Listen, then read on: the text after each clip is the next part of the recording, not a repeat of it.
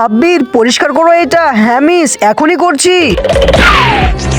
হয়েছে না হয়নি? এখান থেকে চলে যাও তুমি। এখন আমার পালা। তুমি এই সসটা পরিষ্কার করো। সস আমি তো এইভাবে পরিষ্কার করব। ম্যাম হয়ে গেছে, দেখি তো কেমন হয়েছে। হয়নি তোমার, তুমি আউট হয়ে গেছো। নীলা এবার তুমি সাফ করো। সস তো আমি ম্যামের মতো করেই পরিষ্কার করব। আজ তো আমি পুরি খাবো। সস তো পড়ে গেল, এটা কিভাবে পরিষ্কার করব? হ্যাঁ আইডিয়া পেয়েছি, এই কাগজটা দিয়ে। ম্যাম এখানে কি করছে দেখি তো। আর এই যে সস পরিষ্কার হয়ে গেল।